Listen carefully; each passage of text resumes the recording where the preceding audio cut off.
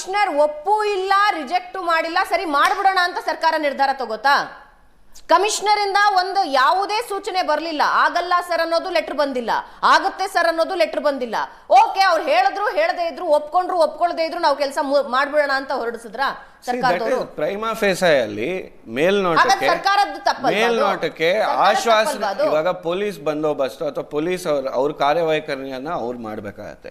ಇವಾಗ ನಮ್ಗೆ ಮಾಡಕ್ಕಾಗಲ್ಲ, 5 ಗಂಟೆವರೆಗೂ ನಾವು ಬಂದೋಬಸ್ತನ್ನ ಮಾಡಿದ್ದೇವೆ, ನಮ್ಗೆ ಮೆನ್ನಿಲ್ಲ ಅಂದ್ರೆ ಔಟ್ ರೈಟ್ ಆಗಿ ಹೇಳ್ಬೇಕಾಯ್ತು. That is the reason they have been ಅವ್ರು ಹೇಳಬೇಕಾಗಿತ್ತು, ಅವ್ರು ಹೇಳಲಿಲ್ಲ, ನಾವು ಮಾಡಿದ್ವಿ ಅಂತ. ನಾವ್ ಮಾಡೋದಲ್ಲ, ಚಾನಲ್ ಅಲ್ಲಿ ಕೂತ್ಕೊಂಡಾಗ ತೀರಾ ಹಸಿ ಸುಳ್ಳುಗಳನ್ನ ಹೇಳಬಾರ್ದು. ಶತಪೇಶ್, ಇವಾಗ ಕಮಿಷನರ್ ಇಂದ ನಿಮಗೆ ಎಸ್ ಆರ್ ನೋ ಅನ್ನೋದು ಬಂದಿಲ್ಲ, but you still yes madam, they see, ಸರ್ಕಾರದವರು ಸ್ಟಿಲ್ ಕಾರ್ಯಕ್ರಮ ಮಾಡ್ತಿದ್ದಾರೆ. All this is being investigated on oral communication between the government and the police.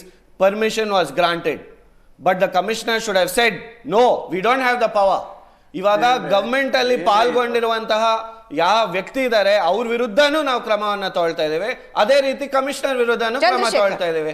ನೀವು ಕ್ರಮ ತಗೊಳಕ್ಕೆ ಅವಕಾಶ ದಿನದಲ್ಲಿ ನೀವು ರಾಜೀನಾಮೆ ಕೊಡಬೇಕು, ಅದು ಮಾಡ್ಬೇಕು ಅಂತ ರಾಜಕೀಯ ಲಾಭಕ್ಕೋಸ್ಕರ ನೀವು ಈ ರೀತಿ ಮಾತಾಡಿದ್ರೆ ನಾವೇನ್ ಮಾಡಕ್ಕಾಗುತ್ತೆ? ಒಂದು ವಕ್ತಾರರಾಗಿ ಬಂದಾಗ ಈ ತರ ಹಸಿ ಸುಳ್ಳುಗಳನ್ನ ಏರಲ್ಲಿ ಹೇಳಬಾರ್ದ್ರಿ. ಮೊದಲನೇದು ಹೇಳ್ತೀನಿ ನೋಡಿ, ಇವ್ರು ಹೇಳ್ತಿದಾರಲ್ಲ ಪೊಲೀಸ್ ಡಿಸ್ಕ್ರಿಪ್ಷನ್ ಆಗಿತ್ತು, ಅವ್ರು ತಗೋಬೇಕಾಯ್ತು, ತಗೋಬಾರ್ದಾಗಿತ್ತು ಅಂತೇಳಿ.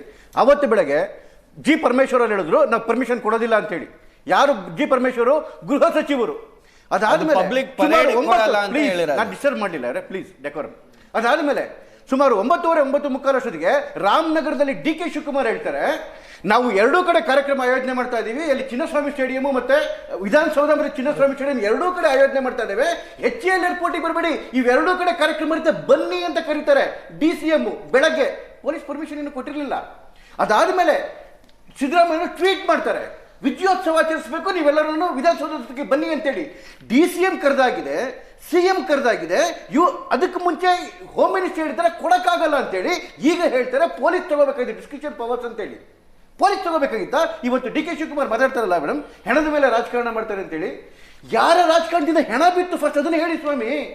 ಯಾರ ರಾಜಕಾರಣದಿಂದ ಹೆಣ ಬಿತ್ತು? 3:42ಕ್ಕೆ ಫಸ್ಟ್ ಬುಲೆಟಿನ್ ಆಚೆ ಕಡೆಗೆ ಬಂತು, ಡೆತ್ ಆಗಿದೆ ಅಂತೇಳಿ. ಅದರಲ್ಲಿ ವೈದೇಹಿನಲ್ಲಿ ಅವರು ಡಾಕ್ಟರ್ ಬಂದು ಆಚೆ ಕಡೆಗೆ ಪ್ರೆಸ್ ಅವ್ರಿಗೆ ಹೇಳಿದ್ದಾರೆ. ಅದಾದ್ಮೇಲೆ ಬೋರಿಂಗ್ ಹಾಸ್ಪಿಟಲ್ ಪ್ರೆಸ್ ಅವ್ರಿಗೆ ಹೇಳಿದ್ದಾರೆ ಡೆತ್ ಆಗ್ತಿದ್ದಾವೆ ಅಂತ ಹೇಳಿ.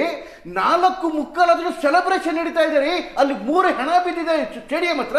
ಇಲ್ಲಿ ಇವರು ಫ್ಯಾಮಿಲಿ, ಅವ್ರ ಮಕ್ಕಳು, ಮೊಮ್ಮಕ್ಕಳು, ಸಚಿವರು, ಅಳಿಯಂದ್ರ ಜೊತೆಗೆ ಫೋಟೋ ತೆಗೆಸ್ಕೊಂತಾ ಇದ್ದಾರೆ, ಕೊಯ್ಲೆ ಜೊತೆಗೆ, ಆಟಗಾರರ ಜೊತೆಗೆ. ಇದೇನ ಸಂವೇದನೆ? ಅಷ್ಟೊತ್ತಿಗಾಗಲೂ 7 ಹೆಣ ಬಿದ್ದಿದೆ. ಸುಮಾರು 5:15 ಅಷ್ಟೊತ್ತಿಗೆ ಒಳಗಡೆ ಹೋಗಿ ಸೆಲೆಬ್ರೇಷನ್ ಮಾಡ್ತಾರಲ್ರಿ DK ಶಿವಕುಮಾರ್. ಮನುಷ್ಯತ್ವ ಇದೆಯಾ? At least talking about humanity.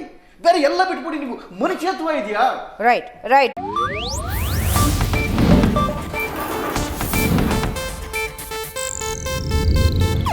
ಇದು ಏಷ್ಯಾನೆಟ್ ನ್ಯೂಸ್ ನೆಟ್ವರ್ಕ್ ಪ್ರಸ್ತುತಿ.